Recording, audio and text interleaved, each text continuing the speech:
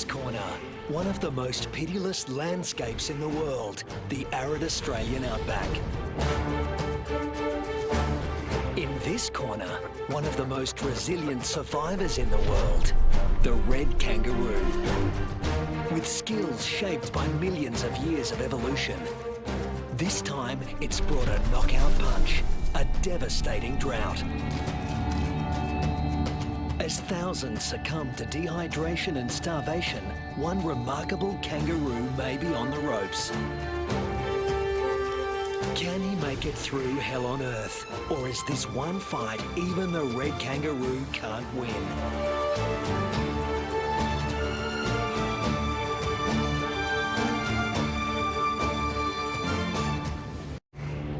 Australia, the oldest continent on the planet.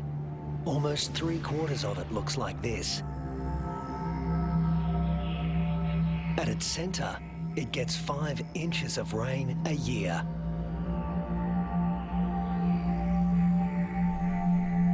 The mercury can hit 110 degrees Fahrenheit. But the hardest part for those who live here is the climate's unpredictable personality. This is a place where there are no true seasons, only moods. To make it here, you need to be able to roll with the punches and shift gears in a hurry. The acknowledged master of that art in the Australian outback is the red kangaroo, the largest marsupial in the world.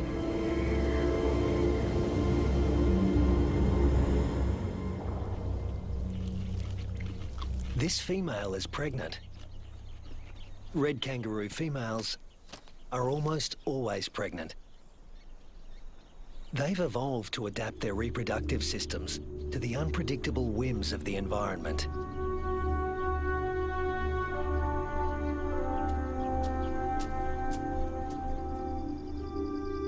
At any given moment, a female can have 3 offspring to care for, each at a different stage of development.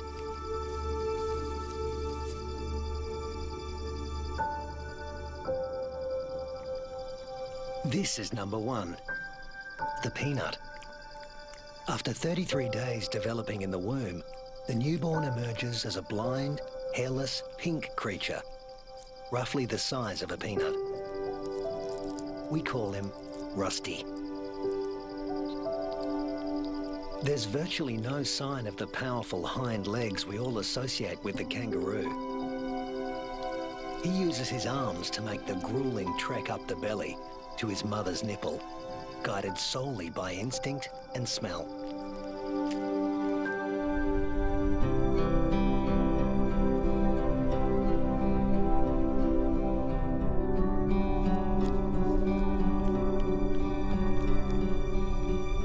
Almost immediately, the female goes into heat again, releasing hormones that stimulate ovulation. Once fertilized, the mother's endocrine system puts the development of this new embryo on hold. That's number 2. Its progress won't be kick-started again until the peanut reduces his suckling. Number 3 is the joey, who's spending some time suckling from outside the pouch and some out on his own in the big wide world.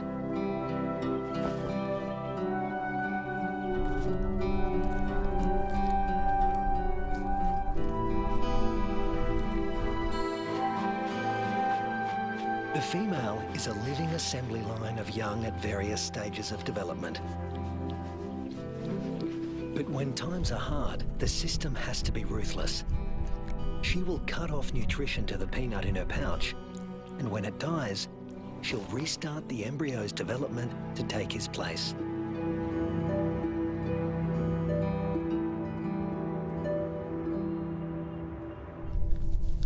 Rusty's developing nicely. He's beginning to resemble something like a baby kangaroo.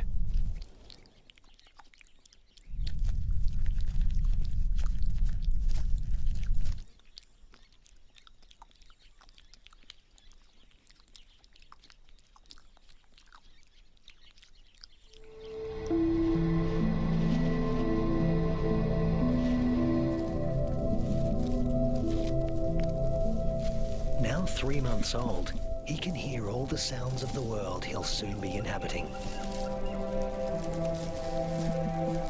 It's all so unfamiliar. It's not surprising he'd prefer to stay in the pouch for just a while longer.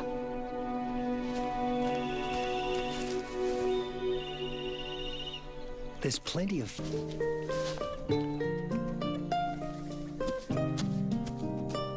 But Rusty's not the only one in the neighbourhood with a serious set of legs. An emu, the biggest native bird in Australia, announces his arrival.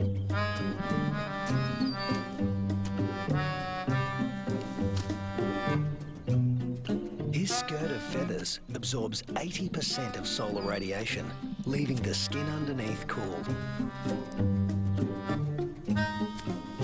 And this dad needs a cool head. In the emu world, dads take on all parental responsibility. The chicks will be under his wing for 18 months. Not exactly the red kangaroo way. Males are pretty much deadbeat dads. They leave as soon as the young are conceived. Rusty also still relies on his mother for food and protection, so he tends to stay close. But apparently he's also got an independent streak. Maybe there's even more fun out there. Soon he leaves the rest of the mob and is in uncharted territory. Not a good place for a baby kangaroo to be.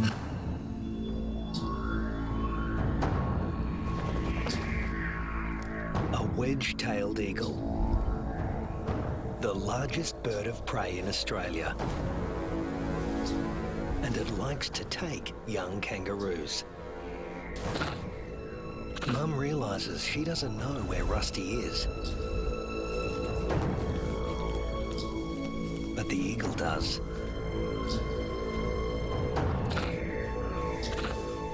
Rusty's big ears and instincts tell him something's not right, but he's too young and inexperienced to know what it is.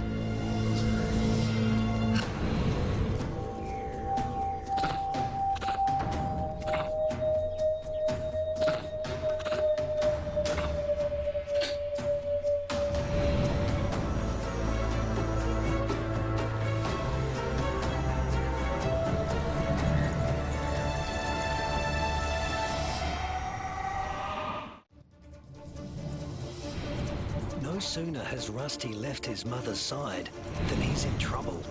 With the bone-crushing power of her talons, the eagle could seize Rusty and drag him to his death.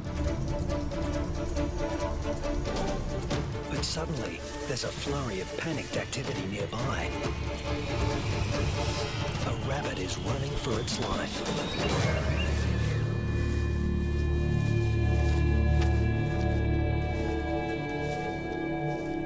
Luckily for Rusty, there was easier prey to be had.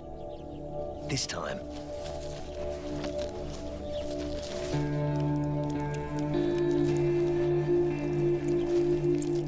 red kangaroos and wedge-tailed eagles share the same territory, and when the eagle has a chick to feed, the hunting never stops. More than 10% of the eagle's diet is kangaroo.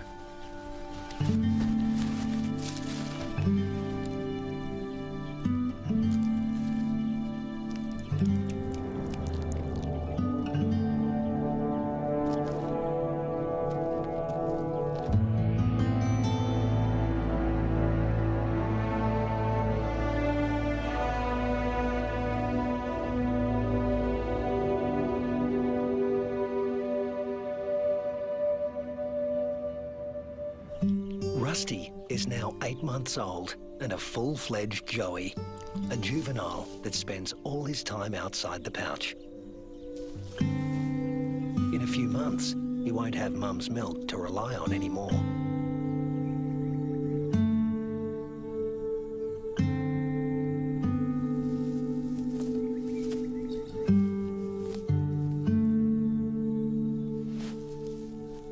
father will start tapering off his milk supply because there's another bun in the oven and it needs the nutrition.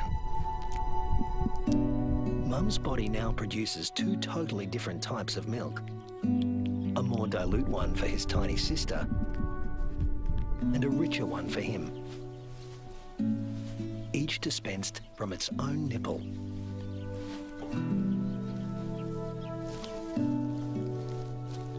But males like Rusty are about 10% larger at weaning than the average female and are heavy drinkers.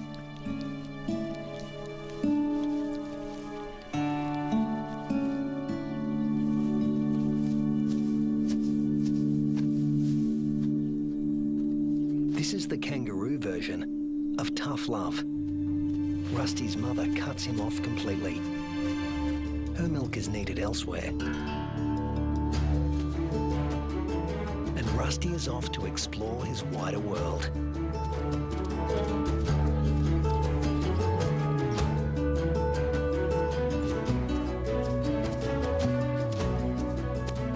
Before long, he happens on another group of kangaroos. These are grey kangaroos, smaller than reds and more suited to areas where the climate is relatively predictable. They don't conserve water as well as reds and prefer the shade of the wooded areas on the desert's edge. Rusty is apparently a new experience for them as well. It's like a get-together with distant relatives you've heard of but never met. Slightly awkward.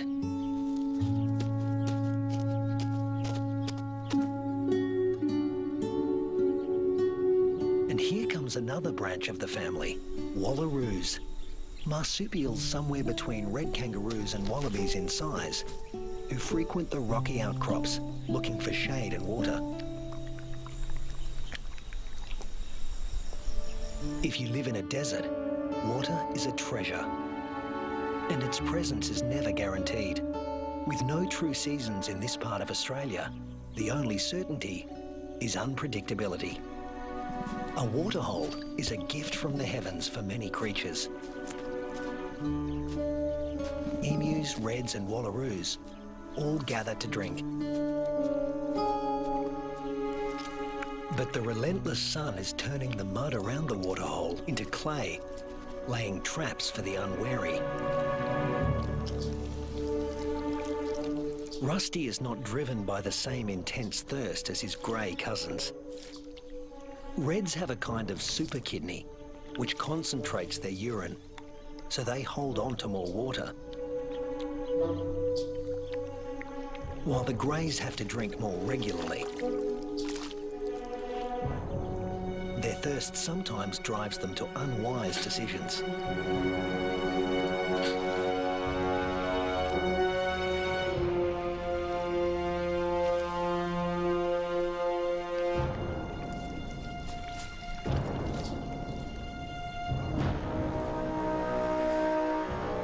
This young grey is in trouble, deep trouble, and he's drawing some unwanted attention. A dingo. Dingoes will gladly take a young kangaroo under any circumstances. A joey stuck in the mud and unable to flee, that's just too good to resist. The other kangaroos can't help him. His fate is sealed. Even at the tender age of 18 months, Rusty has the good sense to get out of Dodge in a hurry. Now he's on the road again, in search of a good meal. He's still an adolescent, and burning through energy at a faster rate than an adult.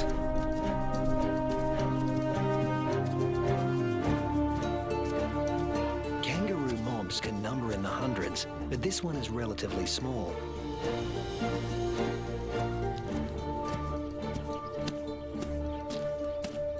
And Rusty's appearance on the scene has caught another male's attention. They're around the same size and the same age, perfect sparring buddies. Game on. But This isn't a life or death battle.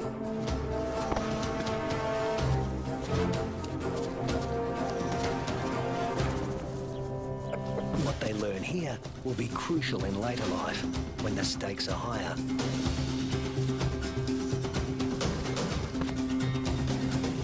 Long arms for wrestling win fights, and females want winners.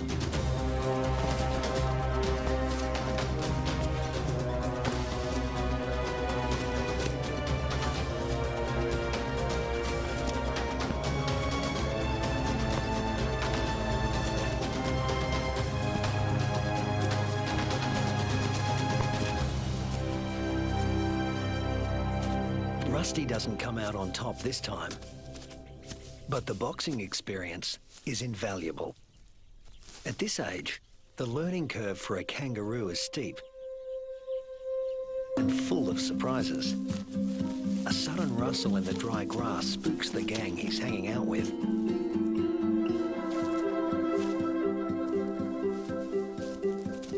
But Rusty's the curious type. A shingle-back lizard, heavily armoured and with a thick tail that looks a lot like its head. Thus its other name, the two-headed skink. Rusty wants to know what he's supposed to do with this. Make friends? Try to box with it? Eat it? The lizard doesn't seem suitable for any of these activities. And Rusty eventually gives up on the relationship.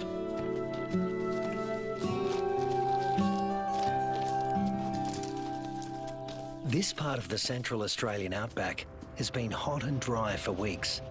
The plants have been picked clean. When food sources dry up like this, red kangaroos are superbly adapted to survive. Still, even they can't live without water. But something is happening 100 miles away.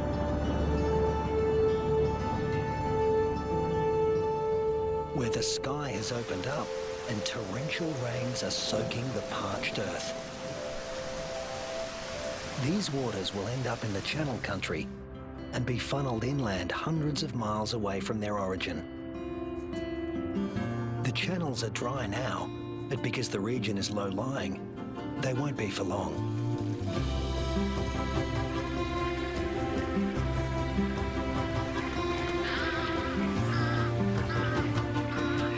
And what was once an arid wasteland begins to revive.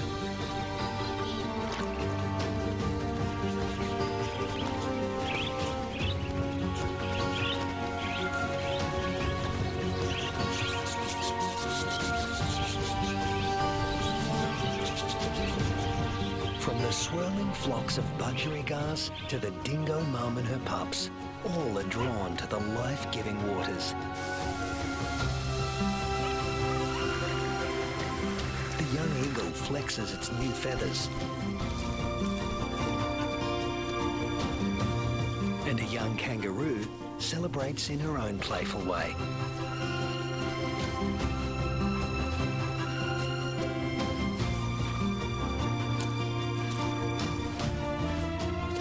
Emus are water guzzlers, and adults can drink up to 4 gallons a day.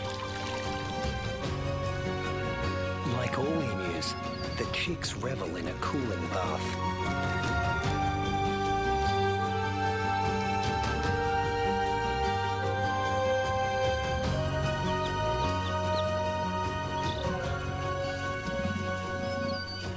There are some 500,000 emus roaming around the outback, browsing on fruits and seeds.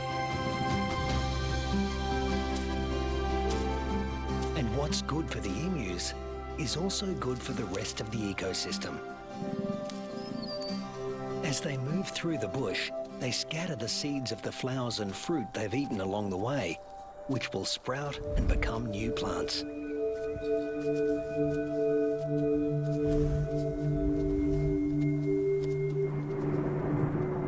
The weeks turn into months. Rusty Red kangaroos are built to get where they want to go. Unfortunately, sometimes, especially when they're inexperienced, they get someplace they really don't want to be.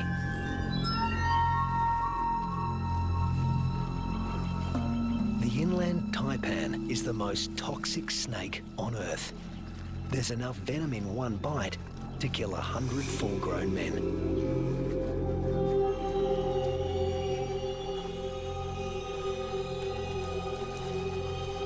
And it specialises in killing mammals.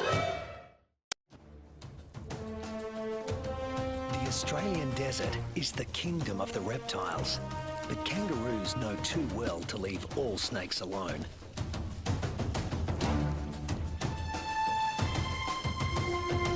Brown snakes kill more humans than any other snakes in Australia.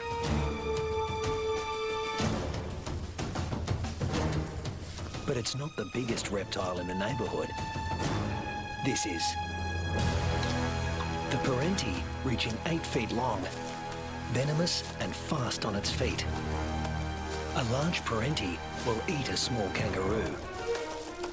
But today, it's got its eye on an eastern brown snake.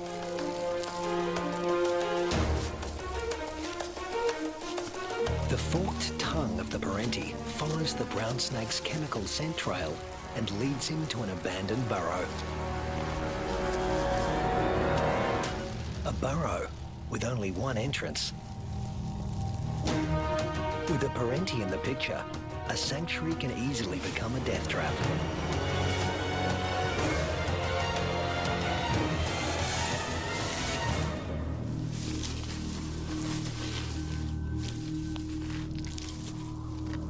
The body of one fearsome reptile disappears into the body of another.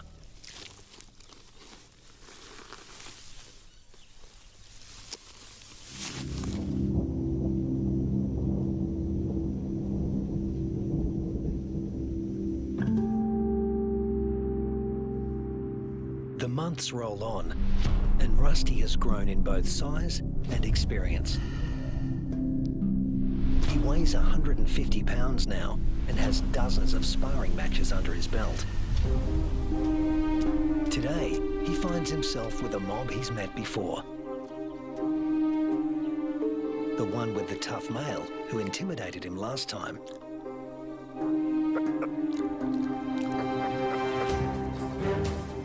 But that was 5 years ago, and Rusty's not running away this time. Each tries to attack his rival's head. Each instinctively keeps his own head back out of range. Although highly ritualized, fights between dominant males can mean a future as king or a loner, depending on the outcome. Testicles can be retracted. Don't want those damaged. Rusty, with the darker fur, is putting up a good fight, but the alpha male is more experienced.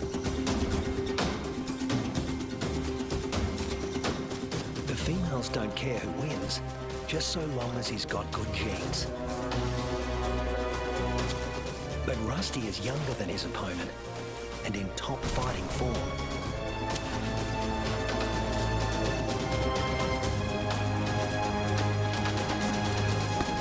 Finally, the king goes down. Now the mob is paying attention.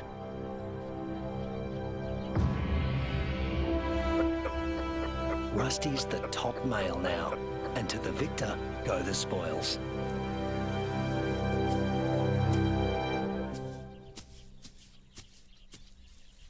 His first choice is this female, though he needs to give her urine the sniff test to make sure she's ovulating.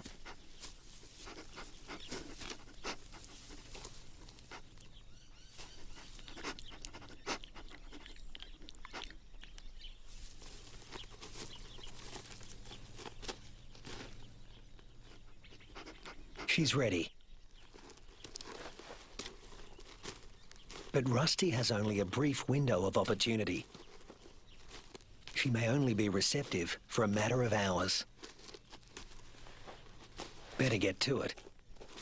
Mating doesn't take long, or wouldn't if there were only one female to consider. But Rusty's got miles to go before he sleeps.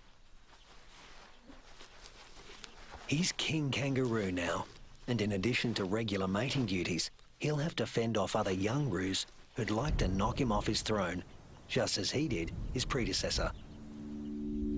But that's not all Rusty has to worry about.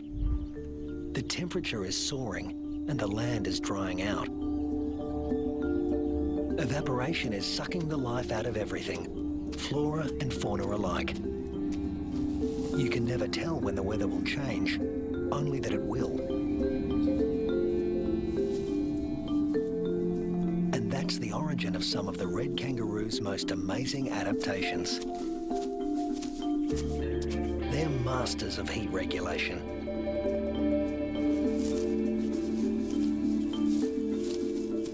The fur on their backs reflects about 30% of incoming heat and keeps their skin cool, the blue parts of this thermal footage. Spreading saliva over their forearms cools the blood, which has been brought close to the skin surface via a dense cobweb of capillaries.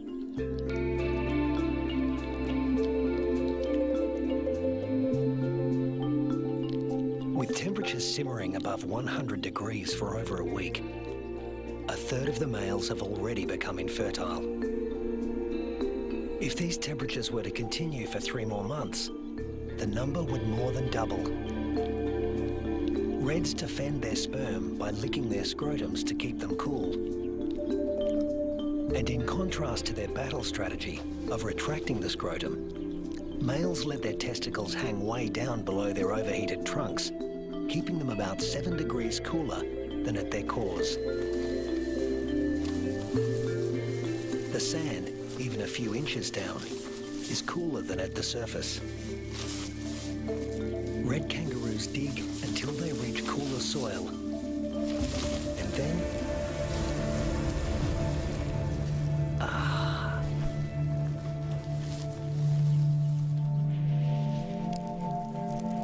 it hasn't rained in months now. The dry, dead grass offers Rusty no nourishment. But then, unfortunately, these are dry electrical storms. No rain will come from them. But something else will. Something worse than hunger.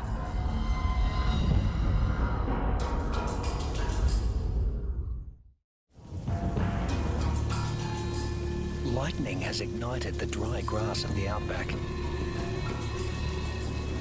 The kangaroos can easily outrun a grass fire. Almost 10% of arid Australia can burn like this in a single year. In a matter of hours, the fire consumes what little forage there is. Rusty has to move on. But there's really nowhere to go. Not this time. Parts of desert Australia are in the grip of a once-in-a-century drought, while heat waves smash temperature records.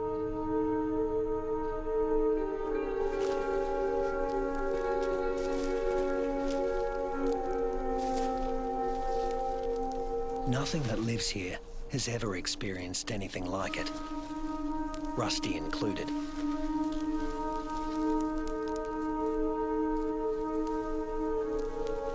Some are suffering from severe malnutrition and dehydration. But if anyone can survive this, it's a red kangaroo. Human bodies are about 60% water. Rusty's is over 70%. Even in a heat wave like this, he can survive levels of dehydration that would kill most humans.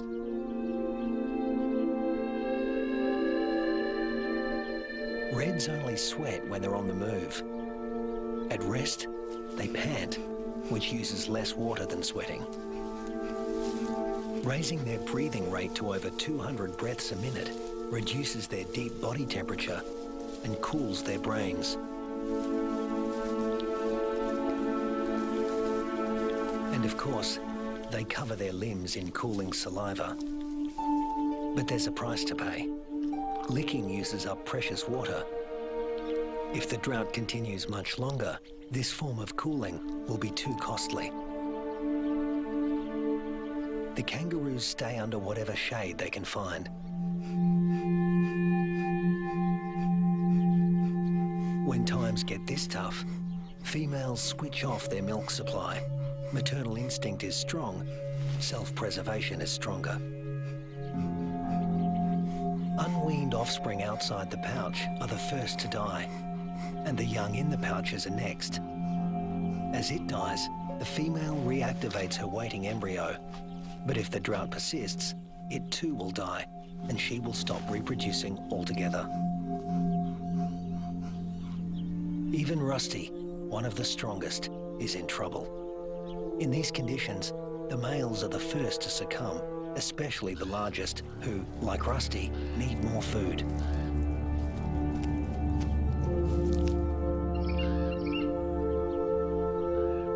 The demise of the red kangaroos is the wedge-tailed eagle's bounty.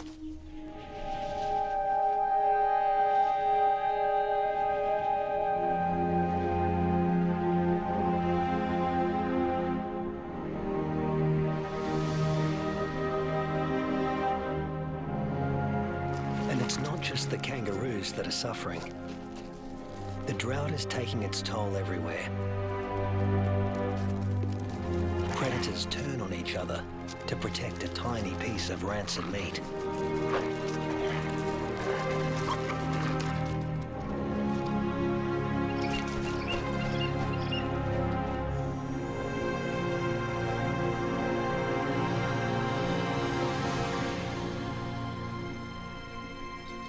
This is the last remaining waterhole.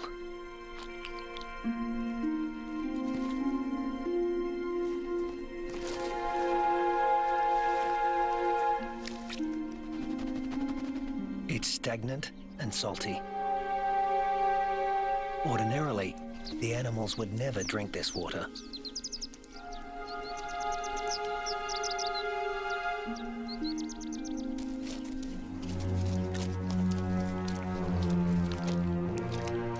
But desperation drives them.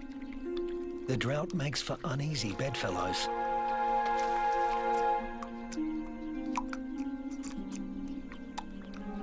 This is a sign of things to come. Heat waves in Australia are becoming hotter and more frequent.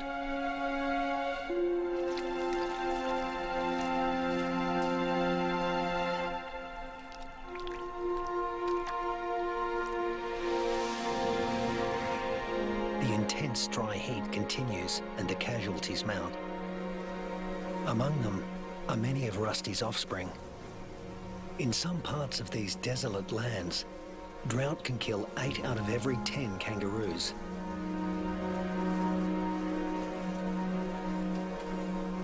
But Australia's desert inhabitants are a resilient bunch. After all, these may have been the hottest temperatures for the last 100 years. But these species have successfully weathered the climate for tens of thousands of years.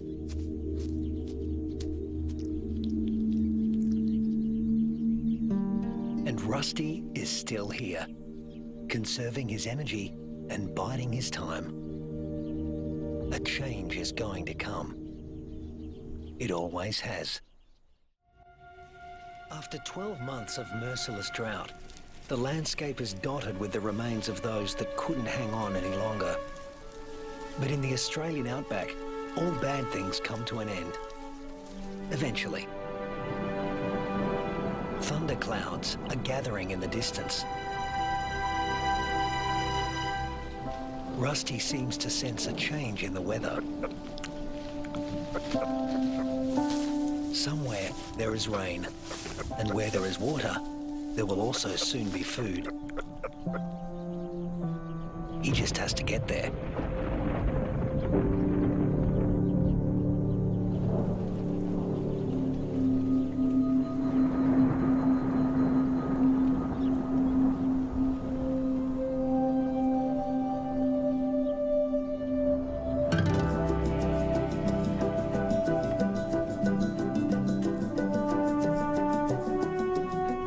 With what remains of his ebbing strength, Rusty heads in the direction of a storm.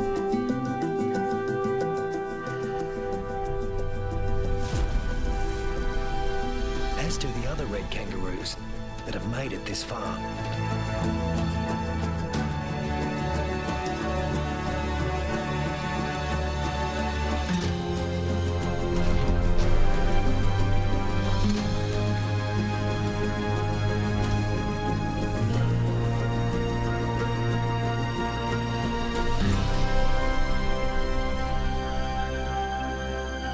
When Rusty reaches the area watered by the storms, he finds a world restored by rain.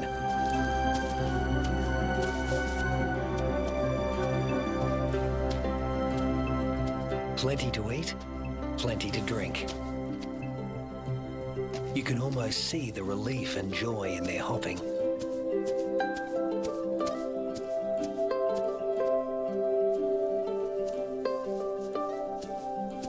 They will stay here and take in the nourishment. In only a few weeks, males and females will have their health restored, and soon they'll be ready to reproduce once again.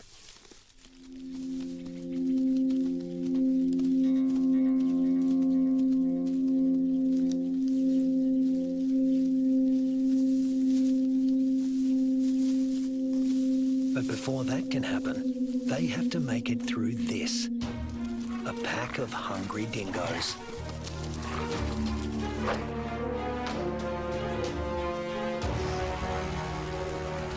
Hunting in a pack more than doubles a dingo's success rate.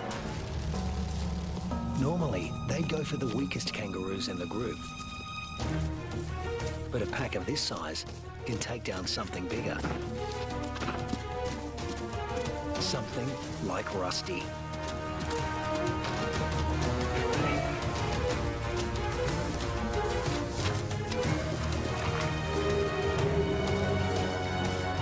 Luckily, his strength is completely restored, and he can travel at full tilt.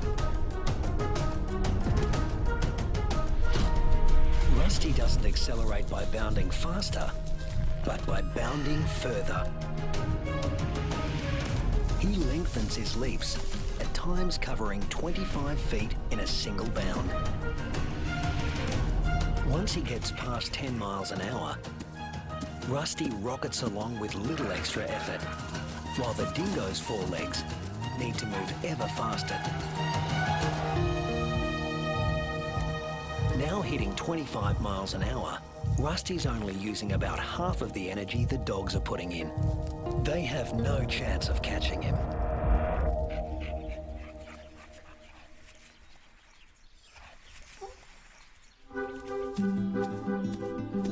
Now Rusty can turn his attention to replacing the offspring lost to the drought.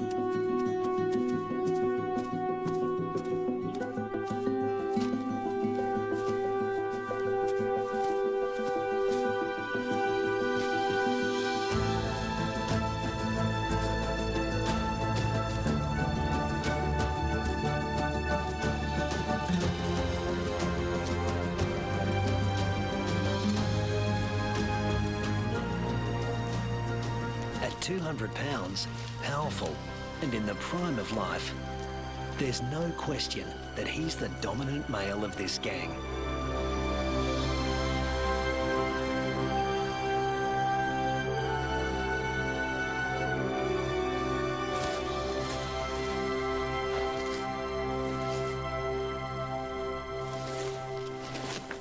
The young he fathers will need an advantage to survive a world as harsh and unpredictable as this one.